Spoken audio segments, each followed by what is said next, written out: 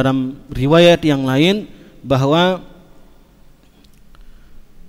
perumpamaan orang yang sholat, menjaga sholat 5 waktu ini seperti orang yang mandi 5 kali dalam sehari. Itu perumpamaannya. Jadi mandi 5 kali sehari. Kemudian kata Rasul SAW bertanya kepada para sahabat, apakah kalian masih melihat, apakah kalian masih akan menyangka bahwa dalam tubuh orang tadi yang mandi 5 kali dalam sehari masih tersisa kotoran? Kata para sahabat, ya tidak. Orangnya mandi 5 kali sehari, artinya menjaga kebersihan badannya. Ya, kita saja ya paling banyak itu mungkin 2 kali sehari. Ya. Apalagi kalau yang sibuk kantoran dengan pekerjaannya, mungkin sekali malamnya mungkin dia nggak mandi, ya mungkin khawatir akan tubuhnya sakit dan seterusnya, maka cukup dia mandi sekali, itu sudah merasa bersih. Besok pagi dia baru mandi lagi. Nah, ini orang yang menjaga sholatnya seperti orang yang mandi 5 kali dalam sehari. Maka begitulah kata Nabi SAW, begitulah perumpamaan orang yang menjaga sholat 5 waktu. Maka dosanya akan dihapus oleh Allah Subhanahu wa Ta'ala, ya, setiap kali dia melaksanakan sholat. Kemudian sholat Jumat, ya, juga adalah dari satu Jumat ke Jumat yang lain, ini adalah sebagai penghapus dosa.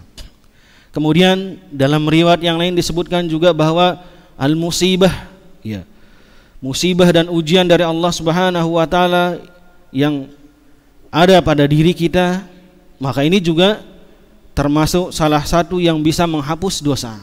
Sebagaimana disebutkan, ya, ma asabal muslim min nusubin wala usubin wala hammin, ya, hatta syaukah yushakuha illa kaffarallahu biha min khatayahu atau kama fir riwayah. Jadi tidaklah seorang muslim diuji oleh Allah Subhanahu wa Ta'ala, ya, dari rasa sakit, ya, diberikan ujian dengan sakit oleh Allah Subhanahu wa Ta'ala, atau rasa sedih, ya, perasaan sedih karena sesuatu kehilangan atau karena apapun yang membuat jiwa kita sedih, ya, hatta syaukatu yushakuha, sampai duri, ya, yang kita injak, ya, duri yang nyangkut di kaki kita yang membuat kemudian tubuh kita sakit, kaki kita sakit, kecuali semua itu dengannya Allah Subhanahu wa Ta'ala akan hapus kesalahan kita. Dan ini dari pendapat yang kuat dari para ulama bahwa yang dihapus di sini adalah kesalahan-kesalahan kecil atau dosa-dosa kecil yang disebut dengan, ya, al-lamam, yang disebut dengan al-lamam. Nah, demikian jamaah sekalian maka Allah Subhanahu wa Ta'ala, bahwa di sana Allah Subhanahu wa Ta'ala membuka pintu, ya, bagi kita semua, bagaimana Allah menghapus dosa-dosa dan kesalahan kita. Karena memang Allah Subhanahu wa Ta'ala zat yang telah menciptakan kita, maha mengetahui bahwa kita selalu dan pasti tidak luput dari dosa dan kesalahan. Nah, kemudian kita lanjutkan. Fata'ayyana 'alaina al-fahsu 'anil kaba'ir ma hiya. Maka harus bagi kita, maka setelah disebutkan dalil-dalil dari Al-Quran dan dari hadis Nabi sallallahu alaihi wasallam tentang bagaimana Allah memberikan jalan-jalan dan pintu penghapus dosa, maka fata'ayyana 'alaina al-fahsu 'anil kaba'ir ma hiya. Maka sekarang bagi kita harus, ya, mengetahui atau memeriksa al-fahsu, ya, mengecek atau memeriksa, mempelajari anil kabair, tentang dosa-dosa besar tersebut. Jadi kita perlu tahu supaya apa?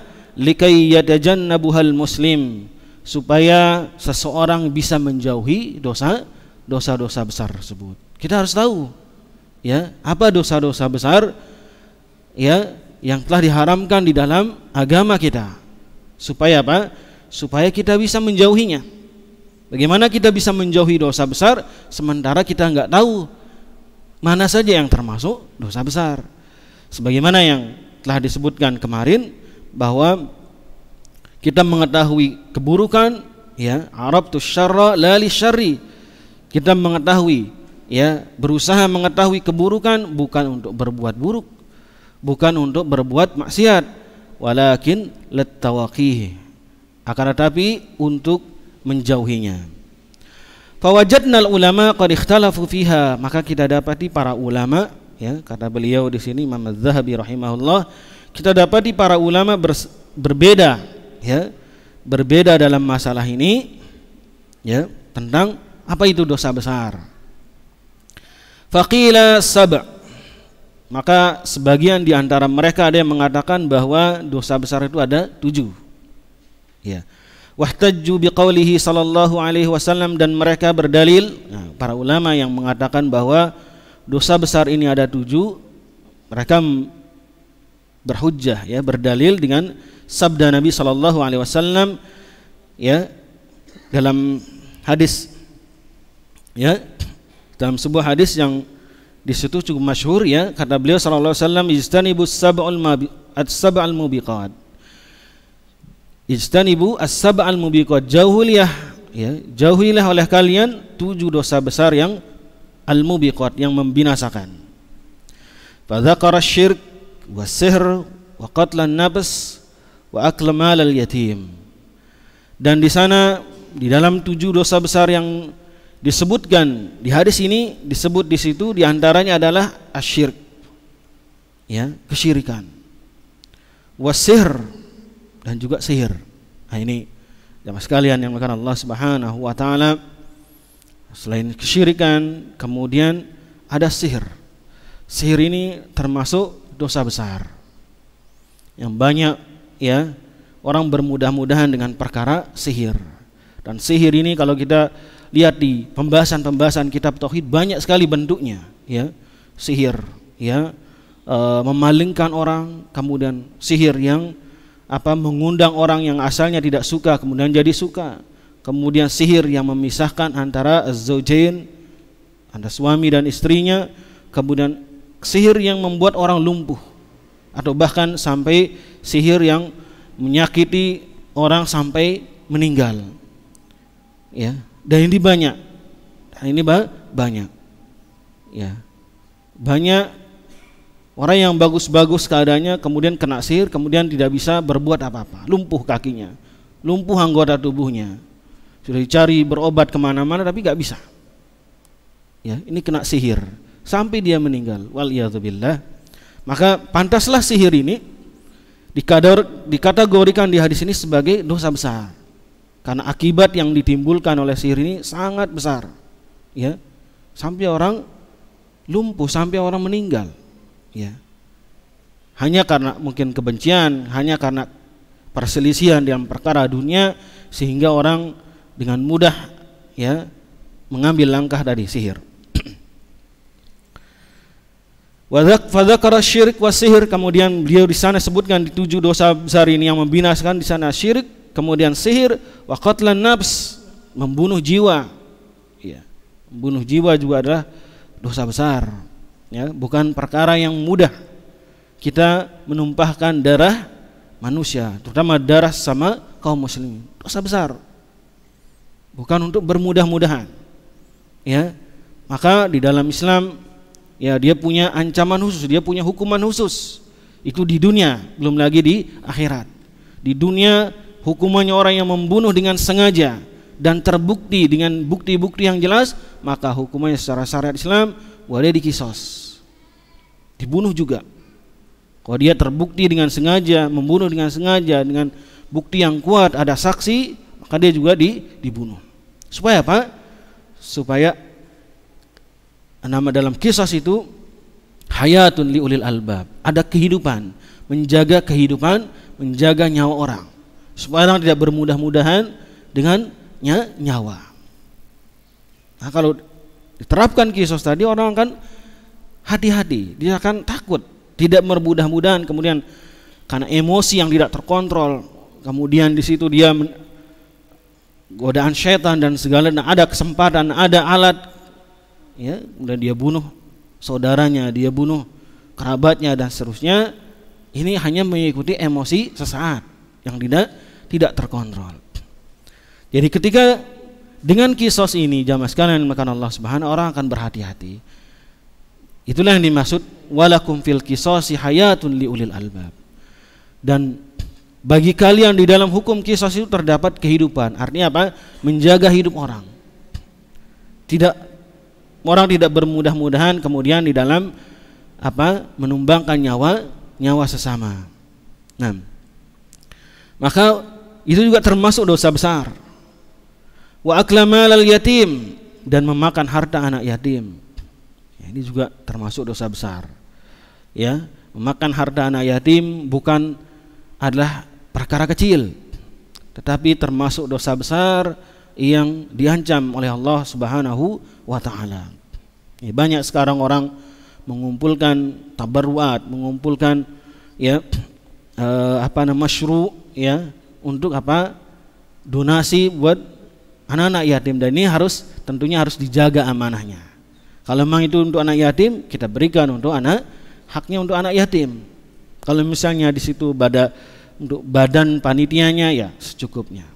Nah, artinya tidak buat yang lain. Kalau memang itu amanahnya, kalau ada muhsinin memberikan sumbang bahwa ini untuk anak yatim, maka hendaknya kita berikan memang untuk anak yatim.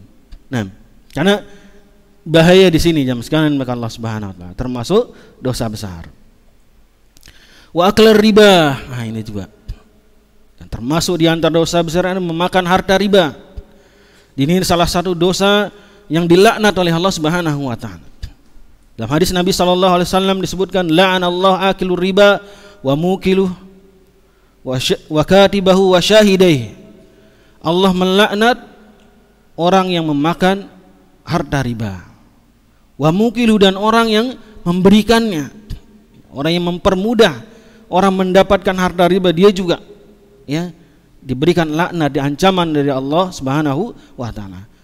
Bukan hanya mereka, tetapi penulisnya, katibahu, orang yang menulis bahwa sekian nanti dia pinjam uang sekian, kemudian bulan depan dia harus ganti 2 atau berapa kali lipat dari yang dia pinjam.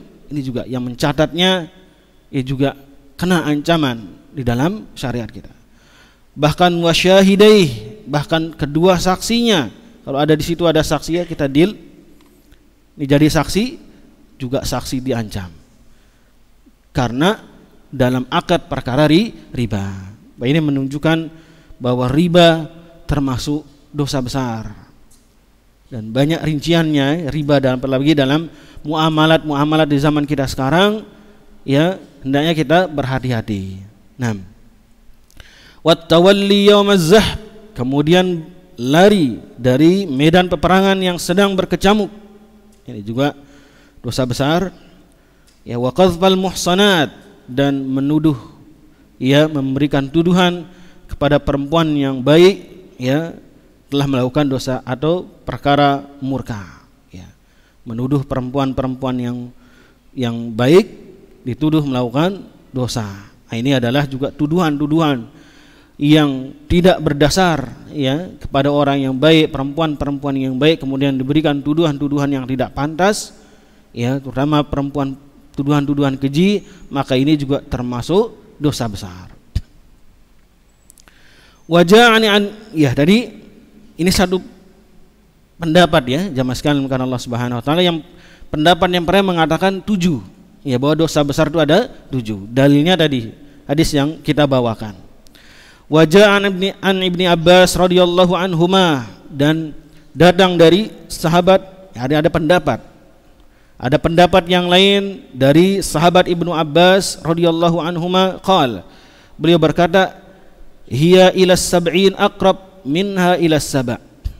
Kata beliau Ibnu Abbas bahwa dosa besar itu jumlahnya ila sab'in, ke 70, itu lebih kuat daripada jumlahnya itu 7. Makna dosa besar itu jumlahnya 70 itu lebih kuat, lebih kuat daripada jumlah yang bermakna jumlahnya itu 7.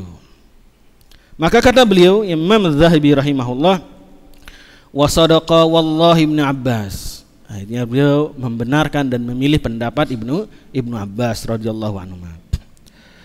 Dan sungguh benar, sadaqa, sungguh benar wallahi demi Allah Ibnu Abbas. Ya. Artinya apa?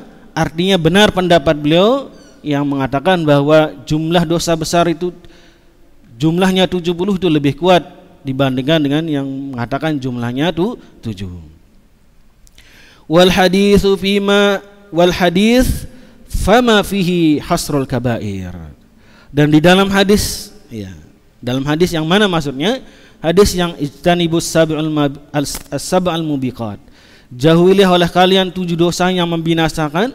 Kata beliau, ya, Imam Az-Zahabi rahimahullah, hadis ini fama fihi hasrul kabair, tidak menunjukkan pembatasan jumlah dosa besar itu menjadi 7. Bukan menunjukkan bahwa dosa besar itu hanya 7. Ketika disebutkan di hadis ini, jauhilah oleh kalian 7 dosa besar yang membinasakan.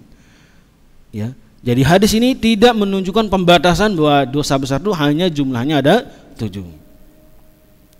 Walladzi yattajihu wa yaqumu alaihi dalil, dan itu adalah artinya yang lebih kuat dan ditunjukkan dalil dari dalil yang ada bahwa jumlahnya adalah 70.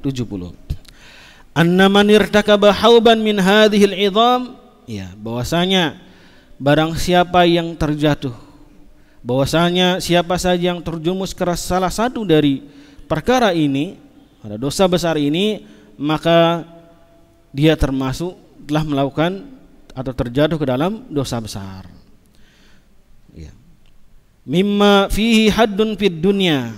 Jadi di antara cirinya, di antara ciri dari dosa besar tersebut adalah mimma fihi haddun fid dunya, bahwa dosa tersebut memiliki had. Had itu apa jamaah sekalian? Had itu hukuman. Ya. Ini di antara ciri bahwa itu dosa besar adalah yang pertama di sini lahu haddun fid dunya, bahwa dosa tersebut memiliki hukuman di dunia. Seperti apa? Kal qatli waz zina was sariqah, seperti membunuh ada hukumannya di dunia, itu qisas. Kemudian begitu juga zina dengan rajam, kemudian diasingkan. Was sariqah juga seperti mencuri, ini ada hukumannya di dunia selain hukuman di akhirat. Selain hukuman di akhirat, di dunia sudah ada hukuman. Ya. Aw jaa fihi wa'idun fil akhirah. Nah, ini yang ciri-ciri yang kedua. Oh, tadi yang pertama lahu haddun fid dunya, dia punya hukuman di dunia. Yang kedua ciri-cirinya adalah wa'idun fil akhirah, ada ancaman kelak di akhirat. Dia diancam kelak di akhirat, dia diancam, ya, dimasukkan ke dalam neraka, dia diancam tidak dilihat oleh Allah. Ya, ancaman-ancaman yang lain, ya, itu di akhirat. Maka ini termasuk barang siapa misalnya mengerjakan dosa atau berbuat ini dan itu, maka kelak di akhirat dia tidak diakui atau dia tidak akan mencium bau surga. Ya, seperti apa?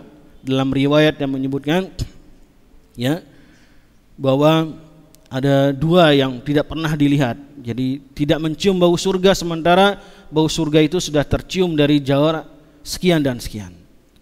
Di antaranya adalah perempuan yang berpakaian. Ada yang pertama adalah perempuan yang berpakaian tetapi masih menampakkan auratnya.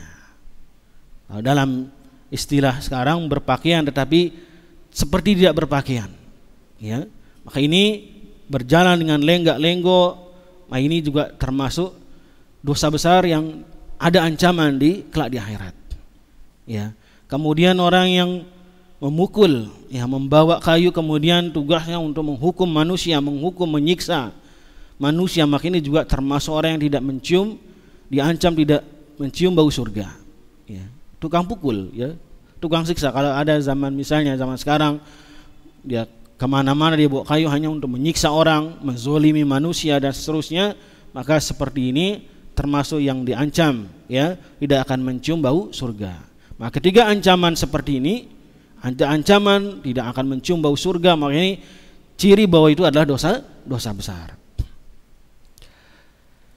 Min azab wa'idun fil akhirah min azab. Ya, jadi ancaman, ada ancaman dosa besar tersebut, tentang dosa tersebut berupa azab.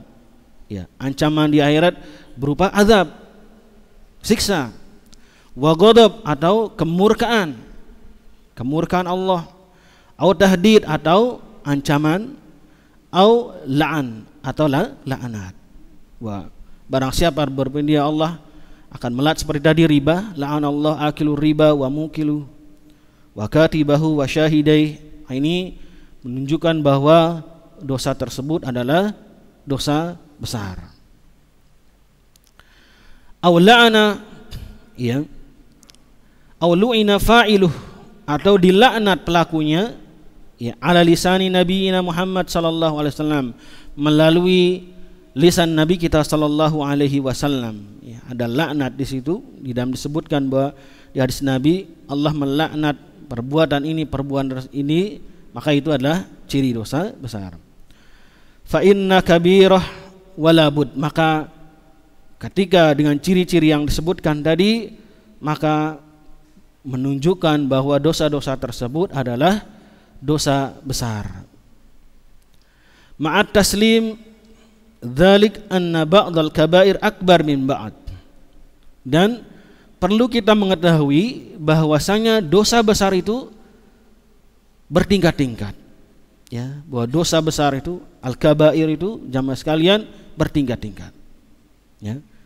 Ada dosa akbarul kabair sebagaimana yang kemarin kita sebutkan, ada dosa besar al-kabirah, ada akbarul kabair.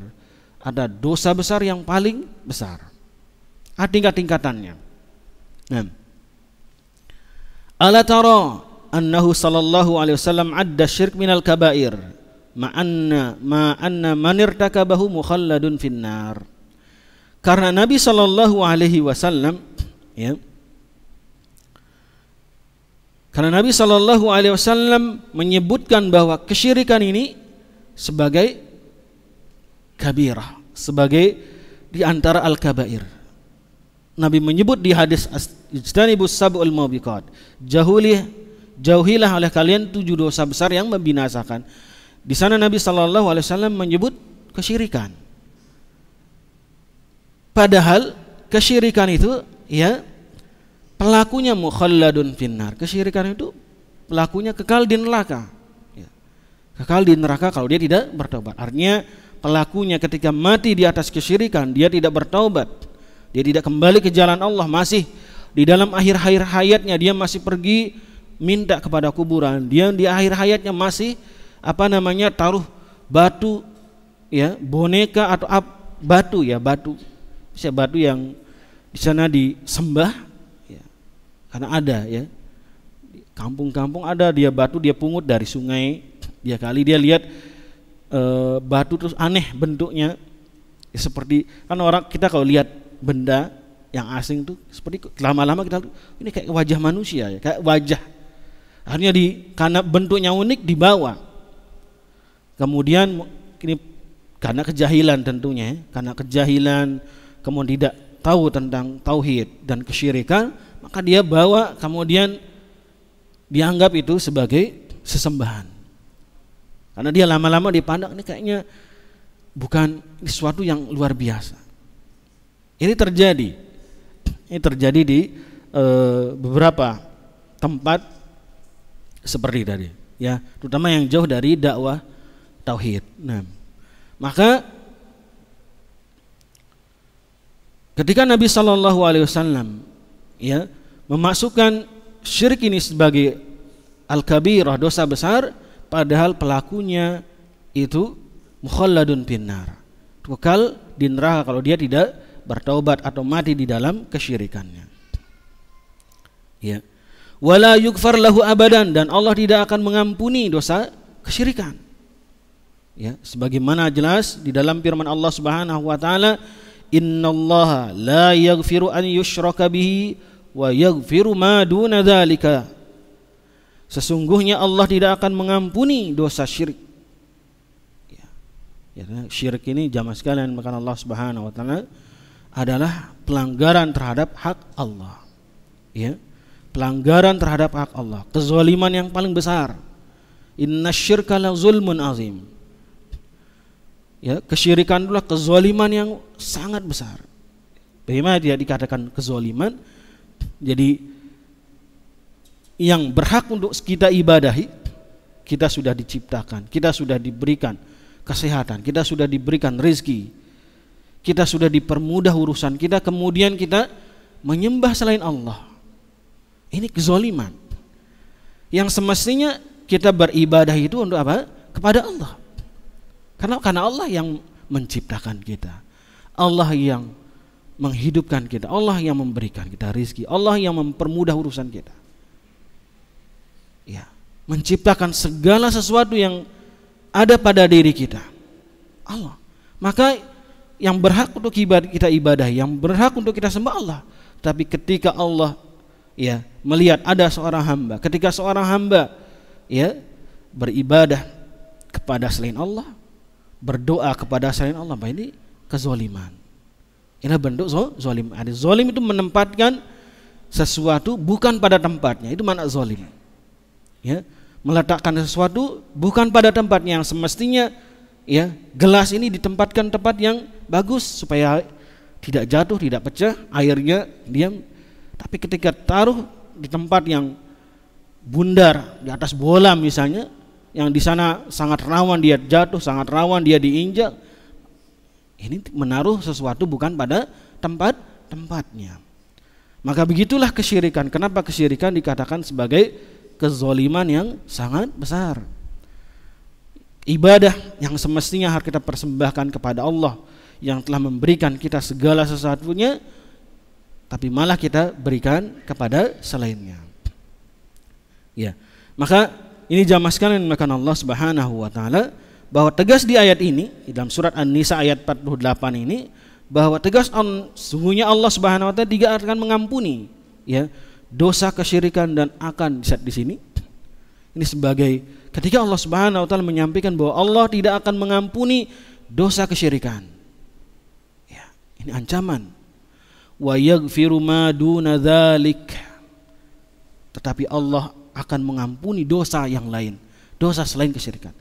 Artinya supaya apa? Ini menunjukkan bahwa dosa kesyirikan sangat jauh besar ya kesalahannya dibandingkan dosa selain syirik.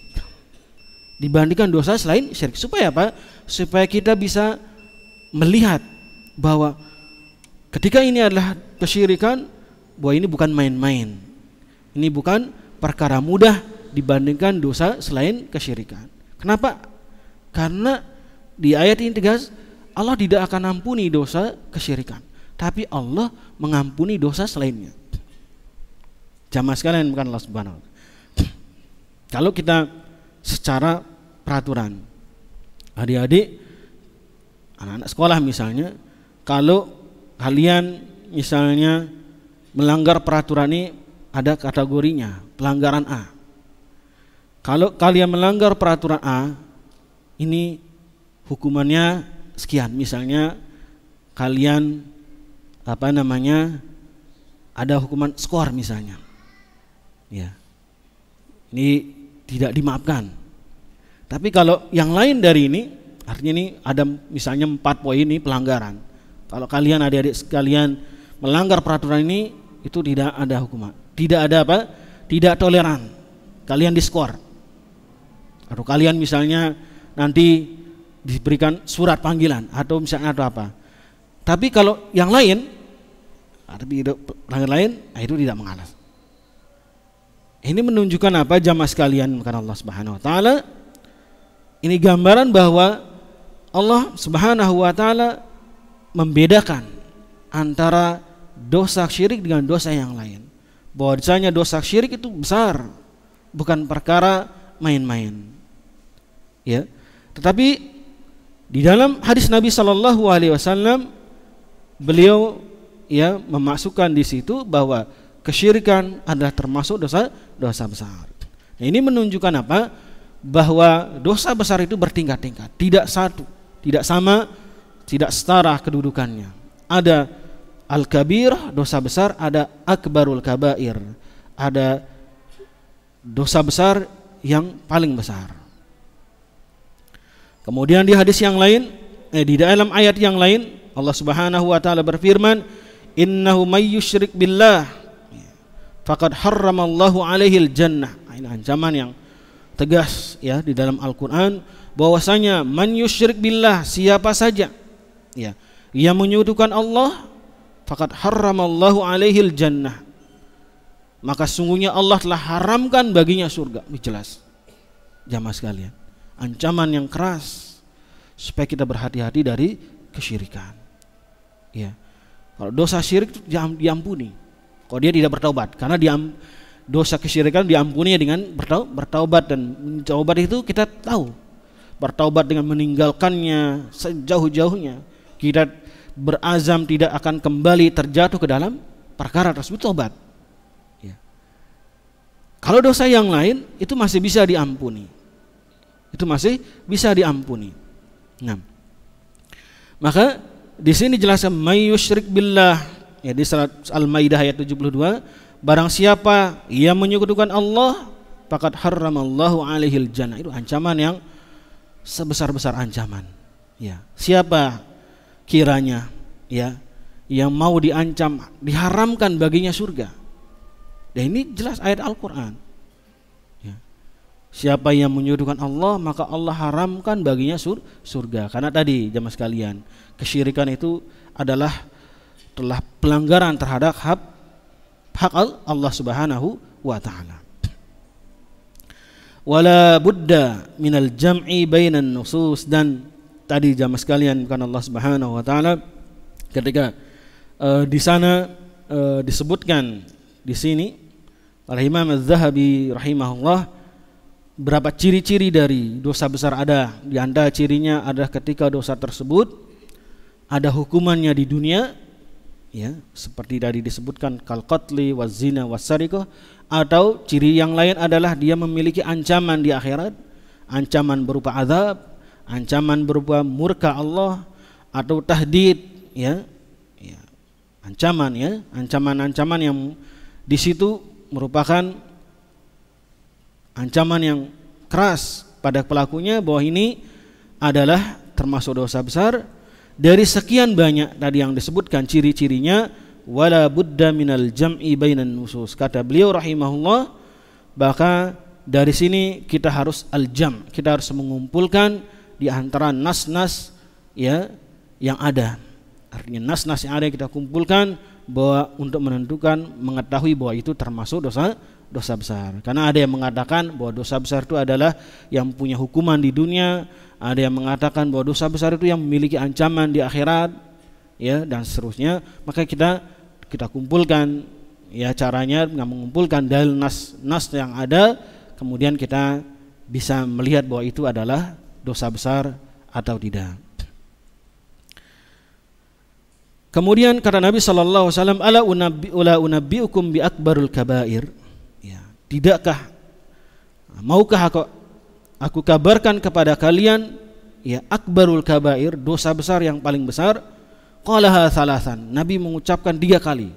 Tidakkah kalian mau aku kabarkan kepada kalian ya akbarul kabair, dosa besar yang paling besar? Ini 3 kali Nabi sallallahu alaihi wasallam ulangin ya. Kemudian para sahabat berkata, bala ya Rasulullah, tentu wahai Rasulullah. Qala, kata Nabi sallallahu alaihi wasallam, al-isyrak billah, itu menyekutukan Allah, ini akbarul kabair, dosa besar yang paling besar. Kemudian apa? Wa uququl walidain, ya, durhaka kepada orang tua. Kemudian wa kana muttaqian fajalasa. Muttaqian itu menyender. Jamaah sekalian, nyender, beliau asalnya sedang bersama para sahabatnya. Maukah kalian kabarkan kalian dosa besar yang paling besar? Kan para sahabat menjawab, tentu Rasulullah. Kalau menyebut syirik ya, kemudian durhaka kepada orang tua, kemudian beliau tadi kadang menyender kemudian duduk. Artinya nyender santai, ngobrol santai, tapi kemudian setelah itu beliau duduk tegak. Ya, fajalasa faqala ala wa qauluz zur, dan juga termasuk ucapan-ucapan dusta, sumpah dusta, ya, ucapan palsu atau sumpah palsu. Ini termasuk dosa besar yang paling besar. Famazala yukarriruha, kemudian beliau terus mengulangi perkara tersebut hatta qulna laitahu sakat, sampai kami lihat beliau sampai terdiam, beliau terus mengulangi bahwa itu adalah dosa besar. Taib jamaah sekalian kan Allah Subhanahu wa taala, insyaallah kita akan lanjutkan pembahasan berikutnya. Ini kita sudah masuk dosa besar yang pertama, syirik ya, nanti di pembahasan berikutnya, tapi di sini sudah kita mulai juga banyak singgung tentang kesyirikan. Insyaallah kita cukupkan. Subhanakallahumma bihamdik asyhadu an la ilaha illa anta astaghfiruka wa atubu ilaik. Wassalamualaikum warahmatullahi wabarakatuh.